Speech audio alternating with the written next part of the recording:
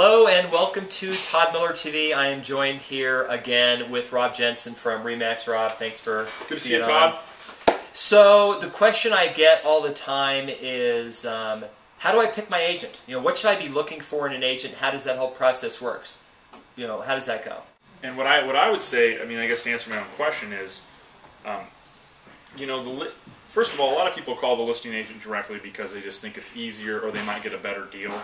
Well, what the average person out there looking online doesn't realize is that person represents the seller first and foremost. So it's like, you know, going to court and you guys both have the same attorney. Right. So, which in that scenario would just seem ludicrous, yet it seems, you know, something that's overlooked in real estate. Oh, yeah. Okay, so let's put it this way. Let's say your sister is in another state. Okay. And you don't know any agents there. Right. What are you going to tell her to do? She's going to buy a house. What are you going to tell her to do first before she starts working with one or a bunch of different agents? I would definitely suggest she sit down and interview a couple agents, 2 to 3 at least. And so I would first have her maybe pick out some agents that work in the area that she's looking, preferably. You know, maybe that she's looking in one part of Portland, so, you know, maybe agents that are more in Corvallis, which is whatever, half hour away, doesn't make sense. So agents that know the area, but ultimately I'm going to say, hey, sit down with these agents, have a, quote, buyer consultation with them, and kind of talk to them about the market and conditions and what's going on and, you know, how the process works and what their qualifications are, and do they have a team, do they not have a team, what are the expectations, what are their availability. Like, before you just get carried away running around and looking at property, like, sit down, come up with a little bit of a strategy on what you're going to do. So from the buyer perspective, the people watching right now, we're a dime a dozen. Most of us, they just see us as a commodity, and they'll talk to 10 of us. Right. Do you think that real estate agents sometimes look back at them the same way and go, you know what, I've got 20 people a day calling me off signs. The reason they don't get attention is because nobody will commit. Nobody really will let me know that they really need help. I can't differentiate between the people that are ready to buy and the people that are just, you know, looking. Right. Well, and something kind of a industry statistic that might help buyers kind of have a better idea of what's going on is on the real estate agent side, it's usually about 50 internet inquiries on properties to 1 sale. So if you've got an agent sitting behind a computer and they're getting all these inquiries, they might not take people very seriously. They may write you back right away, they may not. So it's important to maybe, you know, raise your hand and say, hey, I'm a serious buyer, or I'm considering buying in this area. I'd like to talk, I'd like to sit down and go over the market. Okay. So what advantage would there be to just picking one person and saying, I want to commit to you, I want to work with you, even if they don't want to sign an agreement. If they just say, look, I'll just commit to working with you, I won't call other agents, I won't talk to other agents, how would that be a benefit to them to do that versus just calling every single person they run into?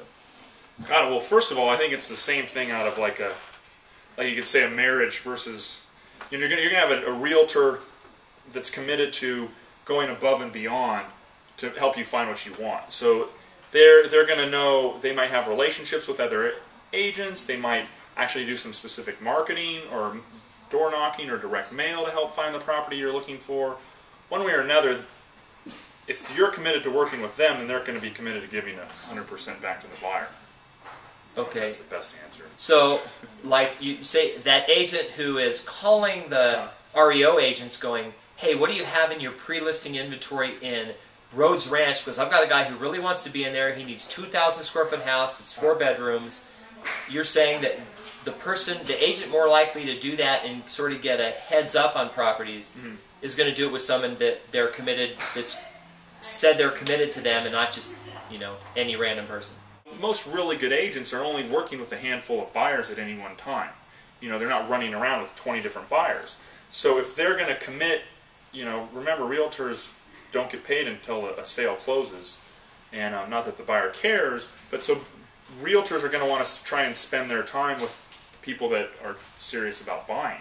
So if you're serious about buying, that realtor is going to be really serious and give their best to finding you the perfect fit. They're not going to, sure, there's some realtors that might try and push you into something you don't want to buy, but if you find the right agent, They're going to be bending over backwards, possibly looking at some listings that have expired, maybe that were on the market and have since come off the market, and they might be checking to see if those people are still willing to sell. Maybe they're looking at notice of default lists, looking at homes that might become potential short sales or foreclosures. They're talking to REO agents like Todd or some other people. Like, they're just your point person, doing all the research they can, trying to, plus they're out there looking at homes day in and day out with other buyers, and they might come across one that they just realize is the perfect fit. So, it's like it's your personal shopper. They have a deeper understanding of what you like and what's important to you, and they're given 100% to finding it. That actually happened. I showed a house to somebody about 5 or 6 years ago, and I said, I hope you don't want to buy this house. And they said, why? I said, because I've been working with a couple for 2 months, and we've seen 30 houses, and I'm telling you, this house is perfect for them. I've heard every one of what they want, and they will, and they wrote the offer. I took them the house after, and they wrote the offer because it was, I knew I'd been working with them. They were committed, and I had them in mind for every house. Awesome. So let's say this. One thing I'm shocked at when I list homes, I'm sure you do the same thing. You take a list of all the homes you've sold that were listings and say, this is a resume of what I've done. I've sold all these listings this year, so they can see that you can conduct business, that you have credibility, and that things like your list price to sale price ratio and all that. I am shocked at how many buyers now aren't saying to their agents, how many homes have you sold in the last 12 months in this market? Yeah. So tell me why you think it would be important, especially in today's market, to be working with a buyer agent who's maybe has done 30 or 40 transactions in a year versus one who's, my friend, oh, so-and-so's got a license. They sold 2 houses last year. I'm going to work with them. Yeah.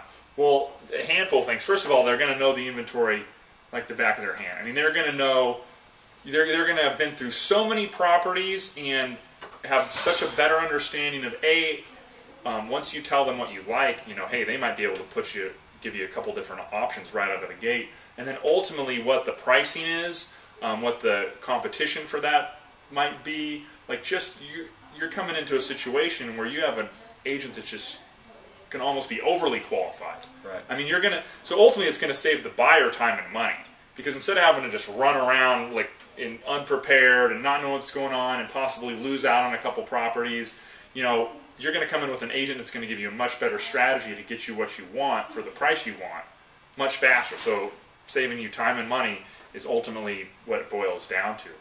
So, and I think to even take that a step further, asking the agent for what they've sold in the last 12 months is smart.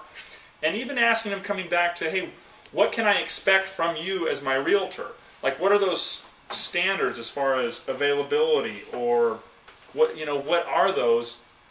Because, hey, we might ask that buyer, be willing to stick with one realtor to get more out of the relationship, but what should the buyer expect from their realtor? And if they're not, we don't want them to get stuck with someone that's not a good realtor. Right. So how do they know it's not a good realtor, and how do they prepare themselves to get out of that relationship if that's the case?